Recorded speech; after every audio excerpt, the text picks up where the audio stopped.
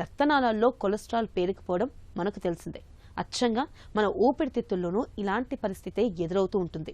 కొంతమందిలో ప్రోటీన్లు, కొవ్వులతో కూడిన సర్ఫాక్టెంట్ అనే పదార్థం ఊపిరితిత్తుల్లోని అల్వియోల్ అనే గదుల్లో సరిగ్గా శుభ్రం కాకుండా అలాగే పేరుకుపోతూ ఉంటుంది. ఇలాంటప్పుడు తేలికగా శ్వాస తీసుకోలేకపోతూ ఉంటారు. పొడి దగ్గు, తరచూ ఛాతిలో ఇన్ఫెక్షన్లు, త్వరగా అలసిపోవడం వంటి ఇబ్బందులు కనిపిస్తూ ఉంటాయి.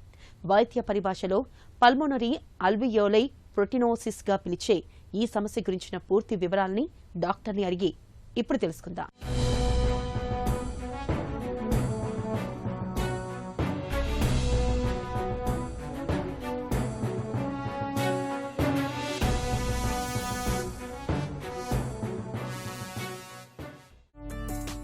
పల్మోనరీ అల్వియోలార్ ప్రోటీనోసిస్ అంటే ఏంటి? పల్మనరీ ఆల్వియోలార్ ప్రోటీనోసిస్ అనేటటువంటిది ఇది ఒక రేర్ డిసీజు. చాలా అరుదుగా చూసేటటువంటి ఊపిరితిత్తులకు సంబంధించినటువంటి వ్యాధి. సో దీంట్లో ఏమవుతుందంటే ఊపిరితిత్తుల్లోని వాయు గోళాలు, వీటినే వైద్య పరిభాష లోపల ఆల్వియోలై అంటాము. ఈ ఆల్వియోలై లోపల ప్రోటీన్ మరియు కొవ్వు పదార్థాలతో కూడుకున్నటువంటి సర్ఫాక్టెంట్ అనేటటువంటి పదార్థము క్రమక్రమంగా పేరుకుపోవడం మూలంగా ఈ ఆల్వియోలార్ ప్రోటీనోసిస్ అనేటటువంటిది వస్తుంది. సో ఈ సర్ఫాక్టెంట్ అనేటటువంటిది ఆల్వియోలై యొక్క ఉపరితల టెన్షన్ను తగ్గించడానికి, అదేవిధంగా గాలి బయటకు వదిలినప్పుడు ఈ ఆల్వియోలై కొలాప్స్ కాకుండా సర్ఫాక్టెంట్ అనేటటువంటిది కాపాడుతుంది.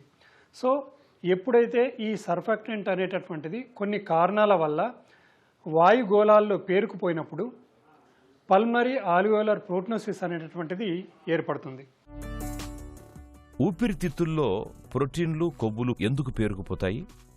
ప్రోటీన్, కొవ్వుతో మిళితమైనటువంటి ఈ సర్ఫాక్టెంట్ అనేటటువంటిది పేరుకుపోవడానికి చాలా రకాల కారణాలు ఉన్నాయి. దీంట్లో ముఖ్యంగా ఒక 90% చూసుకున్నట్లయితే ఆటో ఇమ్యూన్ కారణాలు ఉంటాయి అన్నట్టు. దీంట్లో ఏం జరుగుతుందంటే గ్రానులోసైట్ మ్యాక్రోఫేజెస్ కాలనీ స్టిమ్యులేటింగ్ ఫ్యాక్టర్ అనేటువంటిది ఆల్వియోలార్ మ్యాక్రోఫేజెస్ను స్టిమ్యులేట్ చేయడం మూలంగా సర్ఫాక్టెంట్ అనేటువంటిది ఆల్వియోలై నుంచి క్లియర్ కావడం జరుగుతుంది. ఎప్పుడైతే శరీరంలో తయారైనటువంటి ప్రోటీన్స్ ఈ GM-CSFను బ్లాక్ చేయడం మూలంగా ఆల్వియోలార్ మ్యాక్రోఫేజెస్ అనేటువంటివి వాటి పనితనం మందగించడం జరుగుతుంది. సో దాని మూలంగా సర్ఫాక్టెంట్ అనేటువంటిది ఆల్వియోలై నుంచి క్లియర్ కాదు. సో దీని మూలంగా ఆల్వియోలైలోనే ఈ సర్ఫాక్టెంట్ అనేటువంటిది క్రమక్రమంగా పేరుకుపోవడం జరుగుతుంది. ఇది అతి ముఖ్యమైనటువంటి కారణం అన్నట్టు. అదే కాకుండా కొన్ని రకాల జన్యువుల మార్పుల మూలంగా ఈ ఆల్వియోలార్ మ్యాక్రోఫేజెస్ దెబ్బతినడం జరుగుతుంది.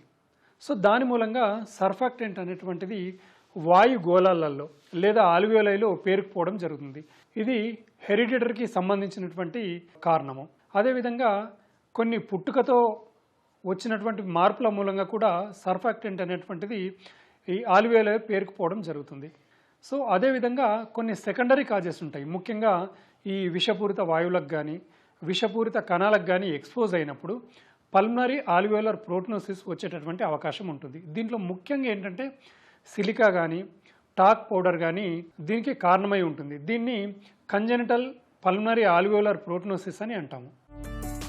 ఊపిరితిత్తుల్లో ప్రోటీన్లు, కొవ్వులు పేరుకుపోతే తలెత్తే ఇబ్బందులు ఎలా ఉంటాయి? ఈ ప్రోటీన్ మరియు కొవ్వు పదార్థాలతో మిళితమైనటువంటి ఈ సర్ఫాక్టెంట్ ఆల్వియోలై లేదా వాయుగోళాలలో పేరుకుపోవడం మూలంగా ఇనిషియల్ స్టేజ్ లోపల నడిచినప్పుడు, మెట్లెక్కినప్పుడు దమ్ము రావడము లేదా ఆయాసం రావడం జరుగుతుంది. అదేవిధంగా వ్యాధి తీవ్రత ఎక్కువైన కొద్దీ రెస్టింగ్ కండిషన్లో అంటే కూర్చున్నప్పుడు కానీ పడుకున్నప్పుడు కానీ దమ్ము వచ్చేటటువంటి అవకాశం ఉంటుంది. అదేవిధంగా దగ్గు ఉంటుంది. దగ్గుతో పాటు రక్తం పడేటటువంటి అవకాశం ఉంటుంది. వీటితో పాటే ఛాతీలో నొప్పి రావడము, తీవ్రమైనటువంటి అలసట, అదేవిధంగా బరువు తగ్గిపోవడం అనేటటువంటి లక్షణాలు పల్మనరీ ఆల్వియోలార్ ప్రోటీనోసిస్లో చూస్తుంటాము. సో ఇదే విధంగా చర్మము బ్లూ కలర్లో మారిపోతుంది, అంటే నీలి రంగులోకి మారిపోతుంది. దీన్ని వైద్య పరిభాష లోపల సైనోసిస్ అంటాము. ఇలాంటి లక్షణాలు పల్మనరీ ఆల్వియోలార్ ప్రోటీనోసిస్లో చూడడం జరుగుతుంది. అదేవిధంగా చేతి వేళ్ళ యొక్క చివరి భాగము ఉబ్బెత్తుగా తయారవుతుంది. దీన్ని వైద్య పరిభాష లోపల క్లబ్బింగ్ అని అంటాము. ఈ విధంగా చర్మం బ్లూ కలర్లో మారడము, అదేవిధంగా క్లబ్బింగ్ అనేటటువంటి సైన్స్ని పల్మనరీ ఆల్వియోలార్ ప్రోటీనోసిస్లో చూస్తుంటాము. ఊపిరితిత్తుల్లో ప్రోటీనులు కొవ్వులు పేరుకున్నప్పుడు ఎలాంటి పరీక్షలు చేస్తారు? లక్షణాలు వచ్చిన తర్వాత ఎక్స్రే తీయడం జరుగుతుంది. ఈ ఎక్స్రే లోపల రెండు వైపులా మచ్చలు ఈ సిమెట్రికల్ అంటే సమాంతరంగా ఉంటాయి అన్నట్టు. అంటే రెండు వైపులా ఒకే విధంగా మచ్చలు అనేటివి కనిపిస్తుంటాయి. సో దీన్ని ఇంకా స్పష్టంగా చూడాలంటే సిటీ స్కాన్ చేయాల్సి ఉంటుంది. ఛాతికి సంబంధించిన సిటీ స్కాన్ చేయడం మూలంగా దాంట్లో మచ్చలను స్పష్టంగా గుర్తించవచ్చు. ఈ సిటీ స్కాన్ అనేటటువంటిది అతి ముఖ్యమైనటువంటి పరీక్ష. దీంట్లో క్రేజీ ప్యావింగ్ ప్యాటర్న్ అనేటటువంటిది పల్మరీ ఆల్వియోలర్ ప్రోటోసిస్లో చూస్తుంటాము. సో వీటిని ఇంకా ఖచ్చితమైనటువంటి నిర్ధారణ కొరకు బ్రాంకోస్కోపీ చేయడం మూలంగా ఈ బ్రాంకోస్కోపీని ఊపిరితిత్తుల్లోకి పంపించి సిక్రిషన్స్ని తీసుకొని వాటిని సైటలాజికల్ ఎగ్జామినేషన్ లేదంటే పాస్ స్టెయినింగ్ చేయడం మూలంగా పల్మరీ ఆల్వియోలర్ ప్రోటోసిస్ను నిర్ధారించవచ్చు. అదే కాకుండా GM-CSFను గుర్తించడం మూలంగా కూడా ఈ ఆల్వియోలర్ ప్రోటోసిస్ని నిర్ధారించవచ్చు. అదేవిధంగా ట్రాన్స్ బ్రాంకియల్ లంగ్ బయాప్సీ చేయడం మూలంగా పల్మరీ ఆల్వియోలర్ ప్రోటోసిస్ను నిర్ధారించేటటువంటి అవకాశం ఉంటుంది. ఊపిరితిత్తుల్లో ప్రోటీన్లు కొవ్వులు పేరుకుపోయినప్పుడు చికిత్స ఎలా ఉంటుంది? పల్మరీ ఆల్వియోలర్ ప్రోటోసిస్కి అతి ముఖ్యమైనటువంటి ట్రీట్మెంట్ ఏంటంటే హోల్ లంగ్ లవాజ్ అంటాము. అంటే ఈ హోల్ లంగ్ లవాజ్ లోపల సెలైన్ని ఊపిరితిత్తుల్లోకి పంపించి మళ్ళీ ఈ సిక్రిషన్స్ను బయటకు తీయడం అనేటువంటిది జరుగుతుంది. సో ఈ సిక్రిషన్స్ను బయటకు తీసినప్పుడు పాలవలే తెల్లగా ఉంటాయి. పాలవలే తెల్లగా ఉన్నటువంటి ఈ సిక్రిషన్స్ క్లియర్ ఫ్లూయిడ్గా మారేంత వరకు పలు దపాలుగా ఈ సిక్రిషన్స్ను ఊపిరితిత్తుల నుంచి తీయాల్సి ఉంటుంది. దీన్ని హోల్ లంగ్ లవాజ్ అంటాం అన్నట్టు. అయితే ఈ ఒక లంగ్ తీసిన తర్వాత 1 లేదా 2 రోజులు ఆగిన తర్వాత వేరొక లంగ్ను తీయాల్సి ఉంటుంది. సో ఈ విధంగా పాలవలే తెల్లగా ఉన్నటువంటి సిక్రిషన్స్ మొత్తము క్లియర్గా అయ్యేంత వరకు పలు దఫాలుగా ఈ హోల్ లంగ్ లవాజ్ చేయాల్సినటువంటి అవసరం ఉంటుంది. అదే కాకుండా ఈ GM-CSF అంటే granulocyte macrophages colony stimulating factor అనేటువంటిది సప్లిమెంటల్ థెరపీ ఇస్తుంటారు. అదేవిధంగా రిటుక్సిమాబ్ అనేటటువంటి థెరపీని కూడా ఈ పల్మరీ ఆల్వియోలర్ ప్రోటోసిస్లో ఇవ్వడం జరుగుతుంది. ఊపిరితిత్తి మార్పిడికి ఎప్పుడు వెళతారు? సెలైన్ వాష్ లేదా హోల్ లంగ్ లావేజ్ అనేటువంటిది దాదాపు 85% మంచి ఫలితాలు ఉంటాయంట. దీనివల్ల ముఖ్యంగా ఈ హోల్ లంగ్ లవాజ్ చేసిన తర్వాత సెలైన్ వాష్ చేసిన తర్వాత ఈ లక్షణాలు తగ్గడం జరుగుతుంది. అదేవిధంగా ఊపిరితిత్తుల సామర్థ్యము మెరుగుపడడం జరుగుతుంది. ఎక్స్రేలో కానీ సిటీ స్కాన్లో కానీ రేడియోలాజికల్గా ఇంప్రూవ్మెంట్ అనేటటువంటిది సెలైన్ వాష్ ద్వారా ఉంటుంది.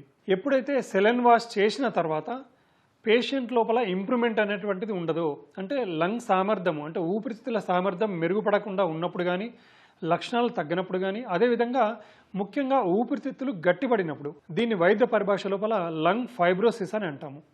ఈ లంగ్ ఫైబ్రోసిస్ అనేటటువంటి తీవ్రత ఎక్కువైనప్పుడు ఇర్రివర్సిబుల్ లంగ్ ఫైబ్రోసిస్ ఉన్నప్పుడు దీన్నే ఎండ్ స్టేజ్ లంగ్ డిసీజ్ అంటాము. ఇలాంటి కండిషన్ లోపల పల్మరీ ఆల్వియోలర్ ప్రోటోసిస్ లోపల లంగ్ ట్రాన్స్ప్లాంటేషన్ అనేటువంటిది చేస్తుంటారు.